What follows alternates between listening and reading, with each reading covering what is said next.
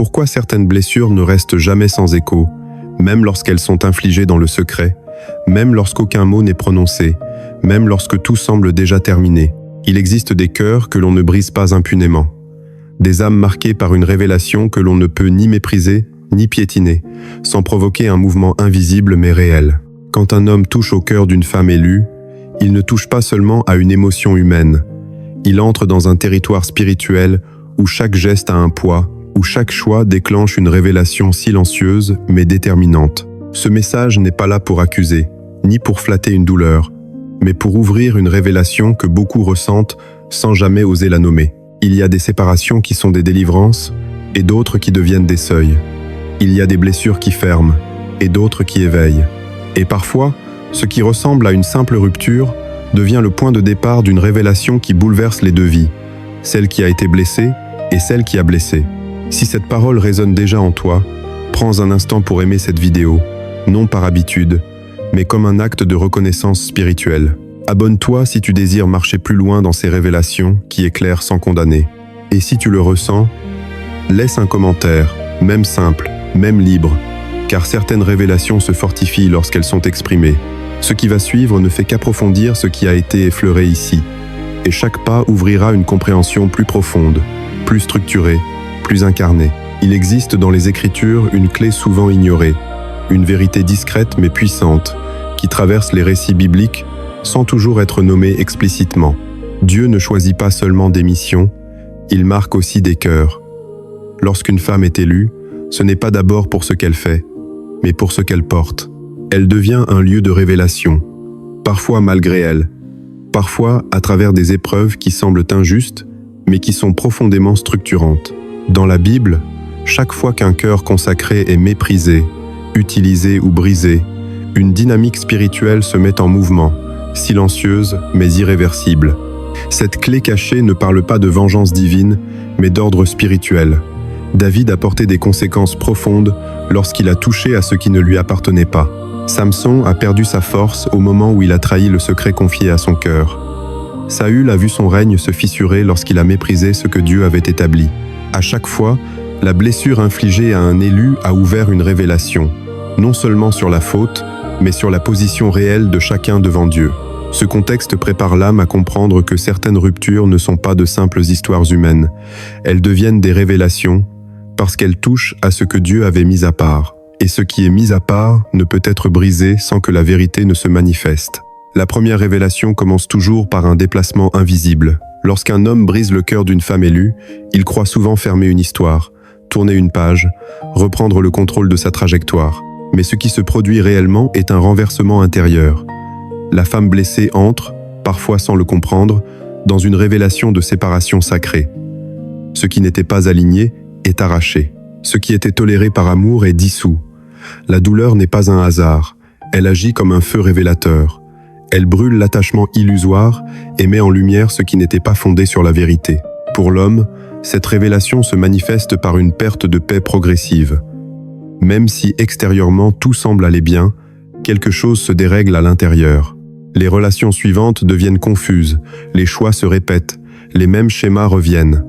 Ce n'est pas une punition, c'est une révélation de désalignement. Briser le cœur d'une femme élue, c'est interrompre un flux de grâce qui bénéficiait aux deux. Et lorsque ce flux s'arrête, l'âme le ressent avant même que l'esprit ne le comprenne. Si tu reconnais cette dynamique, écris simplement en commentaire une phrase libre, car nommer une révélation, c'est déjà commencer à en sortir. La deuxième révélation agit plus lentement mais plus profondément. Elle touche à l'identité spirituelle de l'homme qui a blessé. Une femme élue porte souvent une capacité à aimer, à soutenir, à prier, à couvrir sans même le verbaliser. Lorsqu'elle est rejetée ou brisée, cette couverture se retire. L'homme entre alors dans une phase où ses forces naturelles ne suffisent plus. Il peut réussir extérieurement tout en se sentant intérieurement vide. Cette révélation met en lumière une vérité dérangeante. Ce n'est pas la femme qui avait besoin de lui, mais lui qui bénéficiait de ce qu'elle portait. Et lorsque cette présence disparaît, les fragilités cachées remontent. L'orgueil est confronté, les blessures anciennes refont surface, et l'âme est placée devant un miroir qu'elle évitait depuis longtemps. Cette révélation n'a pas pour but d'écraser, mais d'exposer. Elle invite à la responsabilité, à la repentance intérieure, à une relecture sincère de ses choix. Tant que cette révélation n'est pas accueillie, le cycle se répète. Lorsqu'elle est reconnue, une transformation devient possible. La troisième révélation se manifeste dans le temps, souvent lorsque le bruit émotionnel est retombé. C'est une révélation de contraste. L'homme commence à comparer, non volontairement, mais intérieurement. Les nouvelles relations ne portent pas la même profondeur, les échanges semblent plus plats, l'intimité n'atteint plus le même niveau de vérité. Ce n'est pas de la nostalgie, c'est une révélation de valeur. La femme élue n'était pas parfaite, mais elle était juste pour une saison précise, alignée avec un appel, une croissance, une élévation. En brisant son cœur, l'homme a rompu un partenariat spirituel qu'il ne savait pas nommer. Cette révélation agit comme une lumière tardive sur ce qui a été perdu sans être compris. Elle n'apporte pas forcément le désir de revenir, mais elle installe une lucidité inconfortable. Certaines portes se ferment définitivement, non par colère divine, mais parce que la saison est passée. Et lorsque cette révélation s'impose, elle oblige l'âme à accepter que tout ce qui est brisé ne peut pas être réparé de la même manière. C'est une révélation de maturité forcée, où l'on comprend que l'amour n'est pas seulement un sentiment, mais une responsabilité spirituelle. La quatrième révélation touche directement la femme élue, mais aussi l'homme qui l'a blessée, car elle est une révélation de repositionnement. La femme, après la douleur, commence à se relever différemment. Elle ne mendie plus l'amour. Elle ne se justifie plus. Elle ne se plie plus pour être choisie. La blessure devient une révélation de valeur personnelle et spirituelle. Elle comprend que si quelqu'un a pu partir, c'est qu'il n'était pas destiné à porter ce qu'elle allait devenir. Pour l'homme, cette révélation est souvent la plus difficile, car il assiste de loin à une transformation qu'il n'accompagne plus. La femme élue s'aligne, se fortifie, s'élève intérieurement, et cette élévation agit comme un rappel silencieux de ce qui a été perdu. Ce n'est pas une revanche, c'est une révélation d'accomplissement. Si cette parole te parle, prends un instant pour laisser un commentaire libre, non pour expliquer, mais pour témoigner intérieurement de ce que cette révélation réveille en toi. La cinquième révélation apparaît comme une traversée du désert intérieur. Elle concerne l'homme qui a blessé sans mesurer la portée spirituelle de son geste. Après le temps de la comparaison et du regret silencieux, vient une phase plus aride, plus dépouillée. Les distractions ne suffisent plus. Les réussites extérieures ne comblent plus. Et même la solitude n'explique pas entièrement le malaise. Cette révélation met en lumière un vide précis. Non pas l'absence d'une personne, mais l'absence d'un alignement. L'homme réalise, parfois confusément, qu'il a agi contre une grâce qui l'aidait à devenir meilleur. La femme élue ne faisait pas que l'aimer, elle révélait une version plus juste de lui-même. En brisant son cœur, il a interrompu ce processus intérieur. Cette révélation n'est pas immédiate, elle s'installe par couches successives, à travers des échecs répétés, des relations sans profondeur, une fatigue de l'âme que rien ne semble apaiser. Elle oblige à une introspection réelle, car tant que cette révélation n'est pas reconnue, l'homme cherche à l'extérieur ce qui ne peut être restauré qu'à l'intérieur. C'est une révélation de responsabilité spirituelle, où l'on comprend que certains choix ferment des voies de croissance que Dieu avait ouvertes avec précision. La sixième révélation est plus subtile, mais elle est décisive. Elle concerne la justice silencieuse de Dieu, qui n'humilie jamais publiquement mais qui rééquilibre toujours intérieurement. Lorsque le cœur d'une femme élue est brisé, Dieu ne se précipite pas pour corriger, il laisse le temps révéler. Cette révélation se manifeste par une inversion des rôles. La femme, autrefois fragilisée, entre dans une paix plus profonde, une clarté nouvelle, une solidité intérieure inattendue. L'homme, lui, ressent une agitation qu'il n'arrive pas à nommer. Cette révélation montre que Dieu restaure ce qui a été blessé et expose ce qui a blessé, non pour condamner, mais pour amener à la vérité. La femme élue cesse d'être définie par la blessure, tandis que l'homme est confronté à la trace laissée par son acte. Cette révélation agit comme un miroir spirituel, révélant que la paix ne vient pas de ce que l'on obtient, mais de ce que l'on respecte. Et tant que cette vérité n'est pas intégrée, l'âme reste divisée, même au milieu de l'abondance apparente. La septième révélation est celle qui scelle toutes les autres, car elle ne parle plus du passé, mais de l'irréversible. C'est la révélation de clôture spirituelle. À ce stade, il ne s'agit plus de regret, ni de comparaison, ni même de réparation. Il s'agit de compréhension tardive.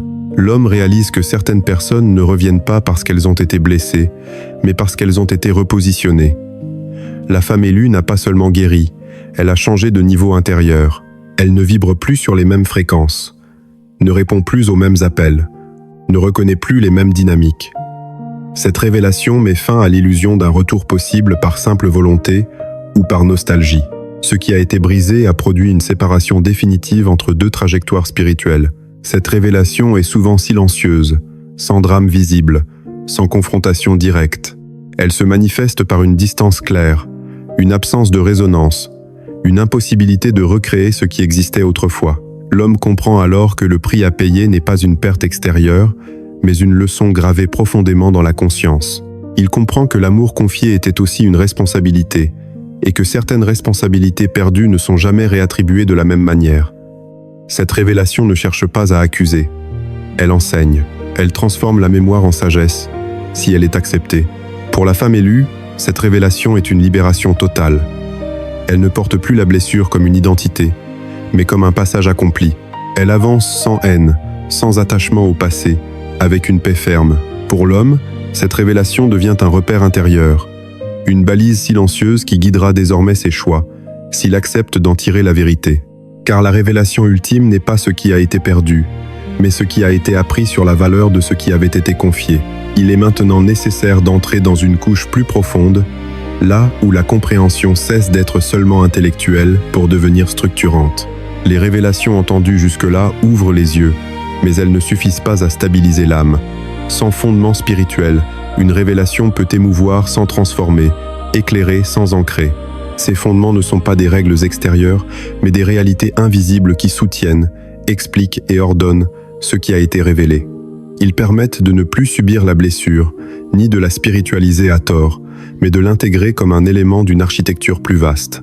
Chaque fondement spirituel agit comme une colonne intérieure, donnant sens à la révélation et empêchant l'âme de retomber dans la confusion ou l'amertume. Ce qui suit ne cherche pas à juger, mais à stabiliser, car toute révélation véritable appelle une structure qui la rende vivable et féconde. Le premier fondement spirituel repose sur la vérité que toute révélation authentique révèle un ordre, et non un chaos. Lorsqu'un homme brise le cœur d'une femme élue, l'âme peut d'abord percevoir l'événement comme une injustice brute, sans logique, sans direction. Pourtant, la révélation ne survient jamais sans cadre. Ce fondement enseigne que Dieu ne permet jamais qu'une blessure spirituelle soit stérile. Même ce qui semble désordonné s'inscrit dans une architecture invisible. Ce fondement empêche la femme élue de se définir par la rupture, car il lui révèle que la douleur n'est pas le centre, mais un passage. Pour l'homme, ce même fondement agit différemment. Il introduit une révélation inconfortable. Ce qu'il a fait n'était pas hors du plan, mais il en portera néanmoins la responsabilité. L'ordre divin ne supprime pas la liberté humaine. Il la révèle.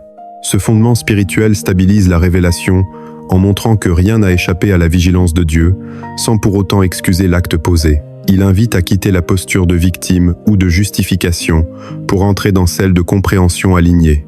Le deuxième fondement spirituel affirme que toute révélation retire une couverture pour révéler la vérité nue. Tant que la relation existait, une forme de grâce couvrait des fragilités, des immaturités, des zones non guéries. La révélation provoquée par la rupture enlève cette couverture. Ce fondement est essentiel, car il explique pourquoi la vie devient plus difficile après avoir blessé une femme élue. Ce n'est pas une malédiction, c'est une exposition. La révélation agit comme une lumière crue qui ne détruit pas, mais qui rend visible ce qui était dissimulé. Pour la femme élue, ce fondement lui permet de comprendre pourquoi elle se sent paradoxalement plus claire intérieurement après la douleur. La couverture déplacée n'était pas une perte, mais une transition. Pour l'homme, ce fondement révèle pourquoi certaines luttes apparaissent soudainement, pourquoi la paix se fragilise, pourquoi les mêmes erreurs se répètent. La révélation n'accuse pas, elle dévoile. Et ce fondement spirituel empêche de fuir cette vérité en cherchant des coupables extérieurs. Il invite à regarder ce que la révélation met à nu, car ce qui est révélé peut être transformé, mais ce qui est nié demeure. Le troisième fondement spirituel enseigne que toute révélation authentique exige un repositionnement intérieur. Il ne suffit pas de comprendre ce qui s'est passé, ni même d'en reconnaître la portée spirituelle. La révélation appelle un déplacement. Lorsqu'un homme brise le cœur d'une femme élue, chacun est placé devant une nécessité de se repositionner, consciemment ou non. Pour la femme élue, ce fondement l'empêche de rester figée dans l'attente d'une réparation extérieure. La révélation la pousse à se recentrer, à redéfinir ses limites, à reconnaître ce qu'elle ne peut plus accepter, même par amour. Elle comprend que rester au même endroit intérieur serait trahir ce que la révélation a mis en lumière. Pour l'homme, ce fondement agit comme une pression silencieuse. Il révèle que continuer à vivre comme avant devient impossible sans incohérence intérieure. La révélation crée une tension entre ce qui a été compris et ce qui est encore vécu.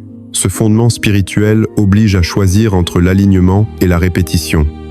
Il montre que la stagnation après une révélation devient une forme de résistance intérieure. Ce repositionnement n'est pas toujours visible extérieurement, mais il transforme profondément les décisions, les désirs, les priorités. Sans ce fondement, la révélation reste théorique. Avec lui, elle devient structurante, car elle exige une incarnation concrète dans la manière d'aimer, de parler, de choisir et de s'engager. Le quatrième fondement spirituel repose sur une vérité souvent dérangeante. Toute révélation implique une perte nécessaire. Lorsqu'un cœur élu est brisé, quelque chose se ferme irrévocablement, non par cruauté divine, mais par sagesse spirituelle. Ce fondement empêche de nourrir l'illusion que tout peut être réparé à l'identique. Il enseigne que certaines pertes sont le prix d'une maturation forcée. Pour la femme élue, ce fondement l'aide à ne pas confondre foi et attachement. Elle comprend que lâcher définitivement n'est pas un échec spirituel, mais parfois l'acte le plus fidèle à la révélation reçue. Pour l'homme, ce fondement est souvent le plus difficile à accepter, car il révèle que certaines opportunités relationnelles ne sont pas renouvelables. La révélation ne supprime pas le pardon, mais elle établit une frontière claire entre pardon et continuité. Ce fondement spirituel stabilise l'âme en l'empêchant de rester prisonnière du passé. Il révèle que perdre une relation peut être la condition pour ne pas se perdre soi-même. Et tant que ce fondement n'est pas intégré, l'âme oscille entre regret et espoir illusoire. Lorsqu'il est accepté, une paix sobre mais solide commence à s'installer, fondée non sur ce qui aurait pu être, mais sur ce qui doit désormais être construit. Le cinquième fondement spirituel révèle que toute révélation vraie réorganise la notion de responsabilité. Après avoir brisé le cœur d'une femme élue, il devient impossible de continuer à attribuer les conséquences uniquement aux circonstances, au caractère de l'autre ou au contexte. Ce fondement oblige l'âme à regarder en face la part personnelle engagée dans la blessure.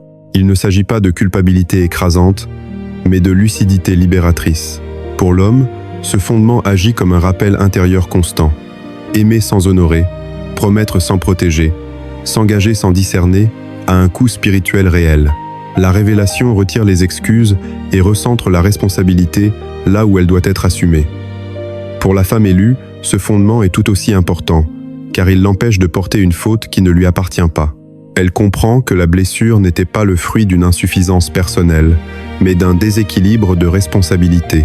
Ce fondement spirituel restaure l'estime intérieure, car il remet chacun à sa juste place devant Dieu. Il permet à la révélation de produire une justice intérieure sans amertume, une clarté sans condamnation et une maturité qui protège des répétitions futures. Le sixième fondement spirituel affirme que toute révélation authentique prépare une élévation différente pour chacun. Lorsque le cœur d'une femme élue est brisé, les chemins ne se séparent pas seulement, ils se redéfinissent. Ce fondement montre que Dieu ne conduit jamais deux personnes vers la même profondeur, après une rupture révélatrice. La femme élue est conduite vers une élévation intérieure fondée sur la paix, la solidité et la clarté. Elle n'est plus attirée par ce qui brille sans porter de vérité. L'homme, quant à lui, est confronté à une élévation conditionnelle, qui dépend de son accueil de la révélation. S'il refuse, il reste bloqué dans des cycles répétitifs. S'il accepte, il entre dans une maturation plus sobre, parfois plus lente, mais nécessaire. Ce fondement spirituel enseigne que la révélation ne garantit pas le même résultat pour tous, mais qu'elle offre à chacun une possibilité juste. Il rappelle que Dieu ne favorise pas arbitrairement, mais qu'il honore la vérité accueillie. Et ce fondement stabilise l'âme, car il montre que l'élévation n'est pas toujours spectaculaire, mais toujours alignée avec la profondeur atteinte. À ce stade, quelque chose devient clair intérieurement. Comprendre ne suffit plus. Les révélations ont éclairé, les fondements spirituels ont stabilisé, mais l'âme sent que rester dans l'analyse serait une forme subtile d'évitement. Il y a un moment où la révélation doit quitter le domaine de la compréhension pour entrer dans celui de la vie réelle. Sinon, elle devient une connaissance stérile, incapable de transformer les choix quotidiens. Cette transition est délicate, car elle oblige à descendre de la hauteur spirituelle vers la réalité concrète des relations, des décisions, des attitudes répétées. C'est ici que beaucoup s'arrêtent, non par manque de foi, mais par peur de ce que la révélation va exiger. Car appliquer, c'est renoncer à certaines habitudes, à certaines justifications, à certaines sécurités émotionnelles. La révélation appelle maintenant une mise en pratique qui engage la responsabilité personnelle, sans accusation, mais sans fuite. Ce passage prépare à une incarnation réelle, là où la vérité cesse d'être entendue pour commencer à être vécue. La révélation devient réellement vivante lorsqu'elle touche tes gestes ordinaires, tes choix silencieux, ta manière d'aimer et de te retirer. Si tu es une femme élue qui a vu son cœur brisé, l'application commence par une décision intérieure claire. Ne plus chercher à être comprise par celui qui n'a pas su protéger ce qui lui était confié. La révélation t'invite à cesser de traduire ta valeur dans la langue de quelqu'un qui n'avait pas l'oreille pour l'entendre. Concrètement, cela signifie ne plus t'expliquer, ne plus justifier ton ressenti, ne plus réduire ta profondeur pour maintenir un lien qui n'était plus aligné. La révélation s'incarne quand tu choisis la paix plutôt que la réparation, la clarté plutôt que l'attente, la fidélité à toi-même plutôt que la nostalgie. Si tu es l'homme qui a blessé sans mesurer, l'application est plus exigeante qu'un simple regret. La révélation te demande d'arrêter de chercher à aller mieux sans aller vrai. Elle s'incarne lorsque tu cesses de reproduire les mêmes schémas sous des visages différents, lorsque tu acceptes de rester seul assez longtemps pour écouter ce que le silence te révèle sur toi-même. Appliquer la révélation, pour toi, signifie reconnaître les zones où tu as aimé sans responsabilité, parler sans cohérence, choisi sans discernement. Cela se traduit par des choix concrets. Ralentir, écouter, réparer intérieurement ce qui a été exposé, même si la relation ne peut plus être restaurée. Pour chacun, la révélation se vit dans les détails, dans la manière de poser des limites, de dire non sans culpabilité, de dire oui sans se trahir. Elle s'applique lorsque tu refuses les relations qui demandent que tu t'abandonnes à nouveau à la confusion. Elle devient réelle lorsque tu laisses la transformation intérieure guider tes actes, même lorsque personne ne regarde. À ce niveau, la révélation cesse d'être un discours sur l'autre pour devenir un chemin personnel. Et c'est là qu'elle accomplit pleinement son œuvre, non en changeant le passé, mais en redéfinissant la manière d'habiter le présent et de construire l'avenir. Il était une fois un homme qui reçut en dépôt un jardin qu'il n'avait pas semé. Ce jardin ne lui appartenait pas, mais il lui avait été confié pour un temps, afin qu'il en prenne soin, qu'il l'arrose, qu'il protège ce qui y poussait. Au centre de ce jardin se trouvait une source vive, discrète mais constante, qui nourrissait chaque plante sans bruit. L'homme se réjouissait du jardin, mais il n'en comprenait pas la nature sacrée. Il s'y reposait, s'y abritait, y puisait de la fraîcheur, sans jamais honorer la source qui le rendait fertile. Un jour, lassé de l'effort que demandait l'entretien, il négligea le jardin. Il laissa entrer des pas étrangers, piétina certaines pousses par impatience et finit par s'éloigner, pensant que le jardin se refermerait de lui-même. La source, silencieuse, ne se tarit pas dans la colère, mais elle changea de cours. Elle continua de couler, mais plus pour lui. Le jardin, lui, ne mourut pas. Il se réorganisa. Certaines plantes fanèrent, d'autres prirent racine plus profondément, et la source trouva un nouveau chemin pour nourrir ce qui devait encore grandir. Lorsque l'homme revint, bien plus tard, il reconnut le lieu sans pouvoir y entrer. Le jardin était devenu plus solide, plus clair, plus paisible, mais une barrière invisible l'empêchait d'y demeurer. Il comprit alors que la perte n'était pas le jardin, mais la mission qu'il avait refusée. Il n'avait pas été puni, il avait été dépassé. Jésus disait que celui qui est fidèle dans les petites choses l'est aussi dans les grandes. Cette parabole rappelle que ce qui est confié demande une vigilance du cœur. Honorer ce qui t'est donné, c'est reconnaître la source avant de goûter aux fruits. Et lorsque la révélation arrive trop tard, elle n'annule pas la leçon. Elle l'inscrit plus profondément, afin que le prochain dépôt soit reçu avec discernement et respect. Avant que la transformation ne devienne visible, elle commence toujours par un consentement intérieur. Les actes qui suivent ne sont pas des performances spirituelles, ni des rituels à accomplir pour effacer le passé. Ils sont des mouvements profonds de l'âme qui acceptent enfin de s'aligner avec la révélation reçue. Ces actes ne cherchent pas à réparer ce qui a été brisé, mais à transformer ce qui a été révélé. Ils ne sont efficaces que lorsqu'ils sont vécus dans la vérité, sans précipitation, sans façade. Chaque acte est une réponse concrète à ce qui a été compris, une manière d'inscrire la révélation dans le corps, dans la pensée, dans les choix quotidiens. Sans ces actes, la révélation reste suspendue. Avec eux, elle devient chemin.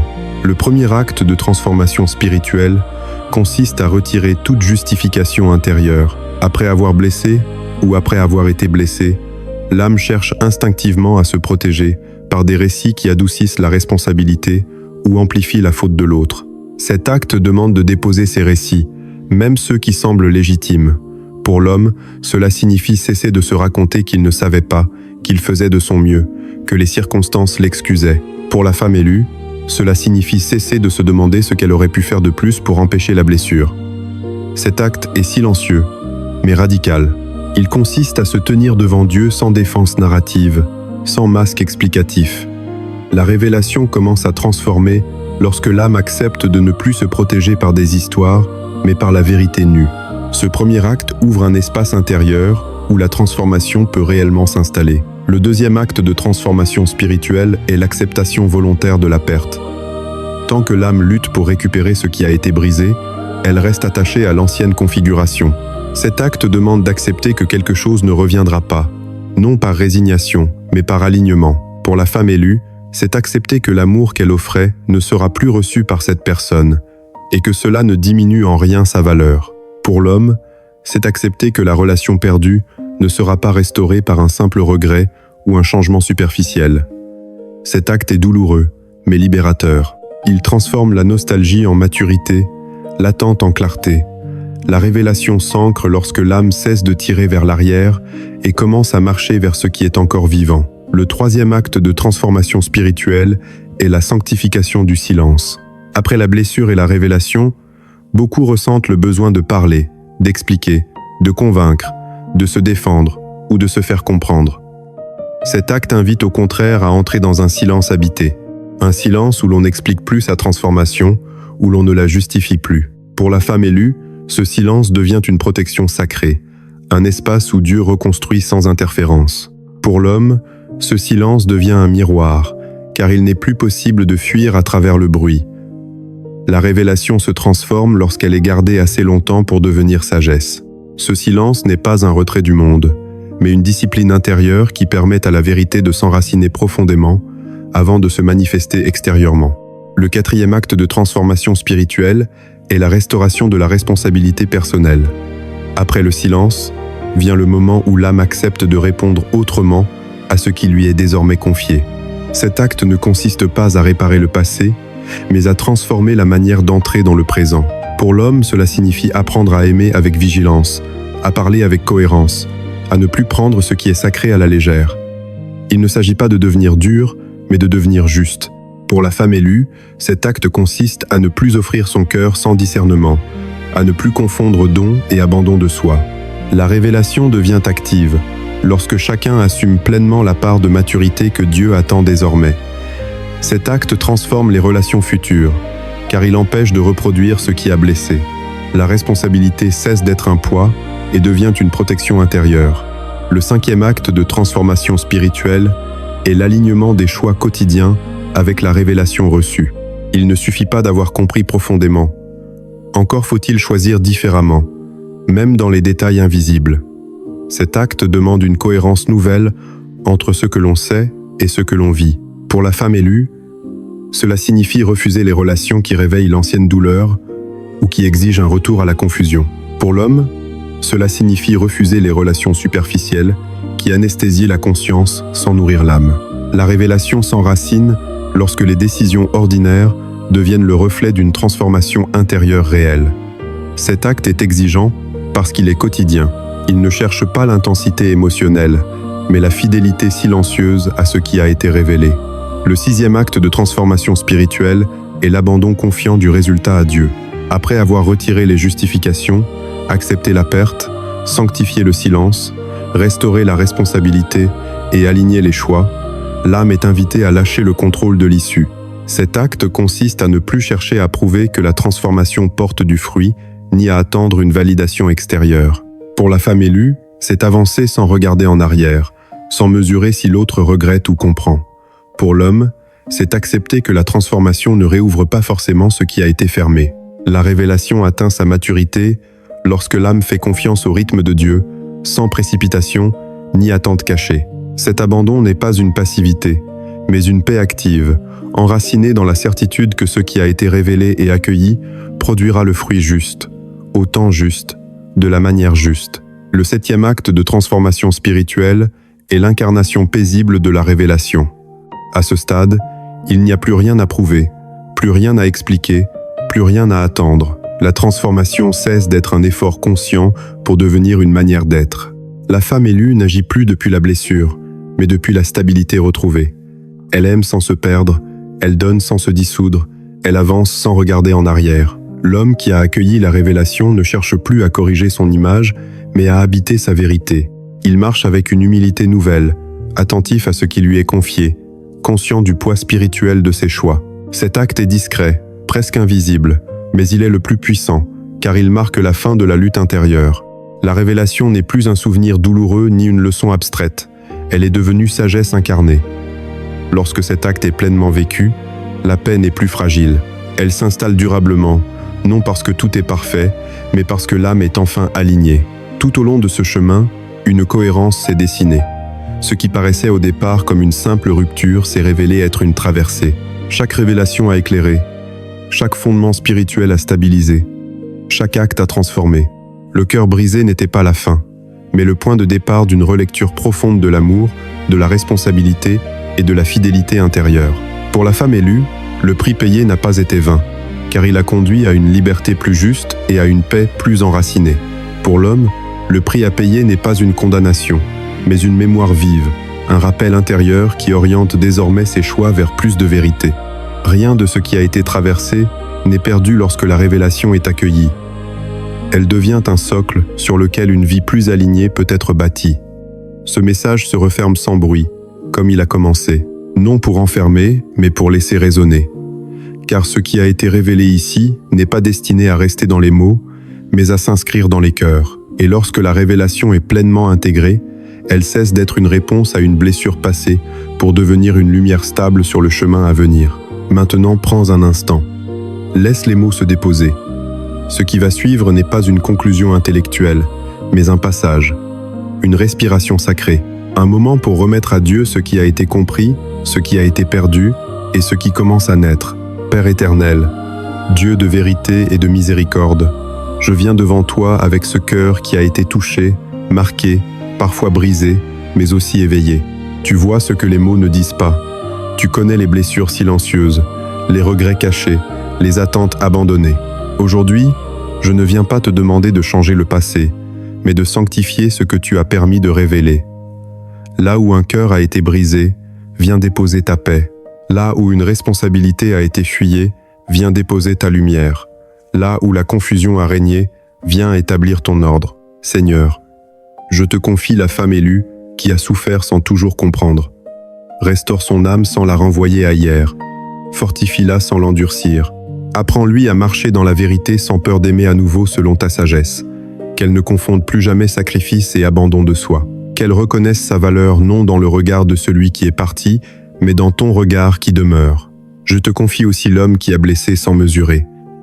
Ne l'écrase pas sous le poids de la faute, mais conduis-le vers une repentance vraie, profonde, transformatrice. Apprends-lui à aimer avec responsabilité, à choisir avec discernement, à honorer ce qui lui est confié. Que la révélation ne soit pas pour lui une condamnation, mais un tournant. Seigneur, prends ce qui a été révélé, prends ce qui a été perdu, prends ce qui commence à naître, et ordonne-le selon ta volonté. Que chacun reparte non avec des réponses figées, mais avec une direction claire, une paix stable et une maturité nouvelle. Je te fais confiance pour achever ce que tu as commencé, car ta révélation ne détruit jamais, elle transforme. Amen.